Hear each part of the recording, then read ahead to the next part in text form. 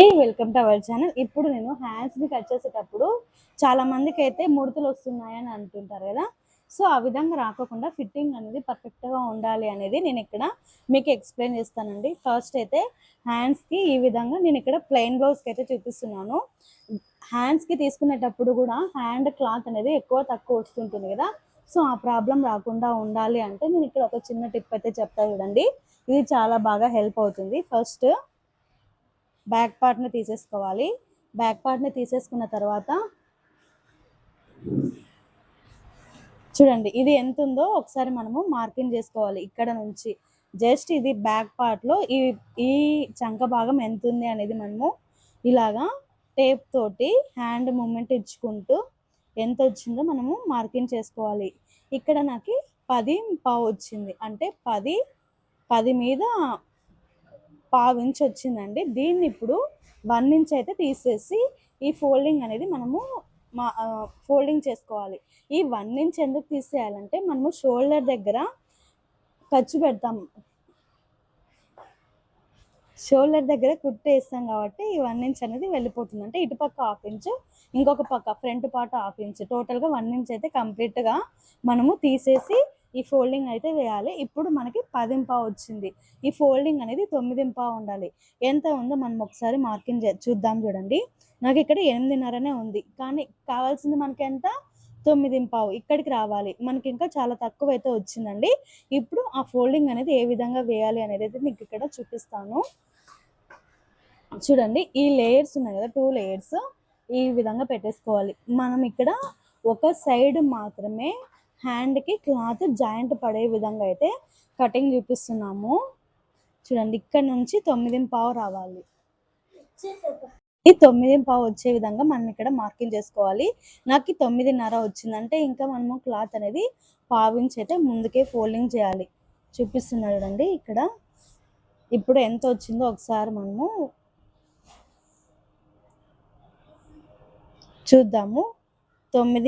9.5 అయితే కరెక్ట్గా వచ్చింది.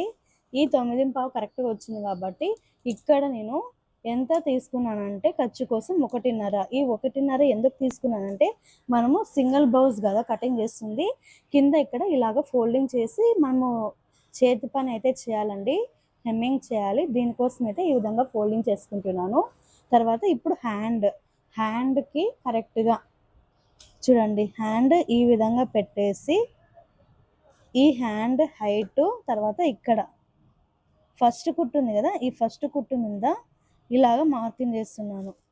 ఇలాగ చేయడం వల్ల ఈ బ్లౌజ్ వేసుకున్న తర్వాత ఫిట్టింగ్ అనేది చాలా బాగా వస్తుందండి. అసలు ఒక్క ముడత కూడా లేకుండా ఫిట్టింగ్ అయితే అద్దినట్టు ఉంటుంది.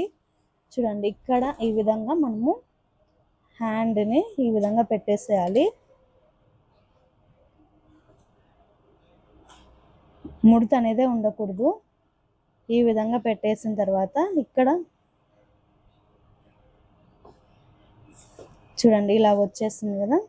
ఇప్పుడు దీనికి ఇలాగ ప్రెస్ చేయాలి హ్యాండ్ తోటి. మనకి కింద అనేది ఫోల్డింగ్ పడుతుంది, అంటే మార్కింగ్ పడుతుంది. ఇప్పుడు చూడండి, ఇది వచ్చేసి హైట్, ఇంకా 1/2 ఇంచ్ వచ్చేసి ఈ ఖర్చు ఉంది కదా మనకి, ఈ విధంగా తీసేసుకుంటే కరెక్ట్గా వచ్చేస్తుంది. చూడండి, కరెక్ట్గా వచ్చేస్తుంది కదా. ఇప్పుడు ఇక్కడ ఈ విధంగా తీసేసుకుంటున్నాను. చూడండి, ఇక్కడ మనకి మార్కింగ్ పడింది కదా, దీని మీద మనము మార్కింగ్ చేసుకుంటే సరిపోతుంది. స్టిచ్ చేసేటప్పుడు దీని మీద కుట్టు వేసుకుంటే నీట్గా వస్తుందండి షేప్ అనేది. ఇక్కడ నుంచి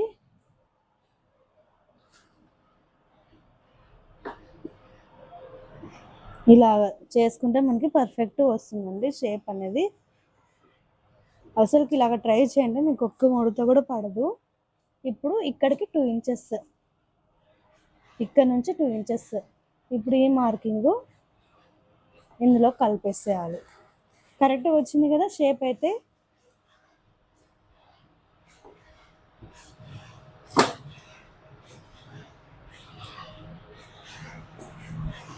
చూడండి, ఇప్పుడు మనం అయితే కటింగ్ చేయాలి.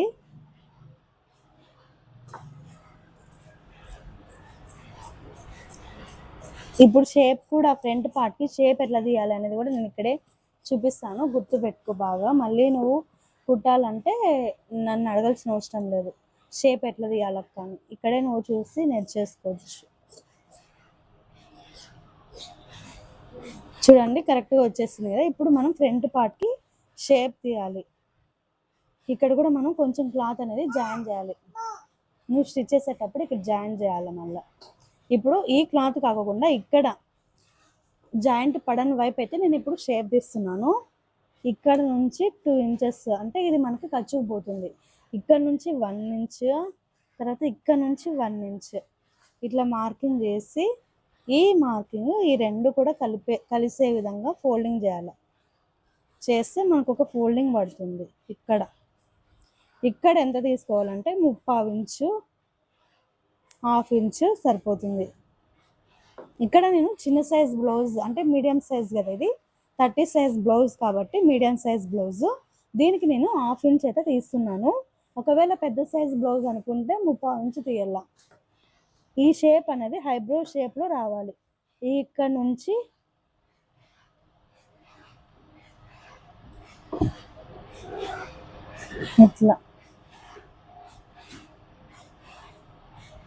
ఇట్లా వచ్చేస్తుంది. ఇప్పుడు దీన్ని మనం ఇక్కడ కటింగ్ చేయాల.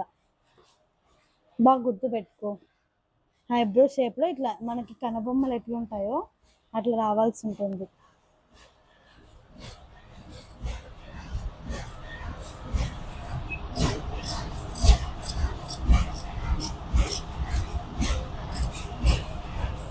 ఓకేనా, చూడు షేప్ వచ్చింది కదా, ఇట్లా రావాల. ఇది ఫ్రంట్ పార్ట్ మార్కింగ్ చేసుకో.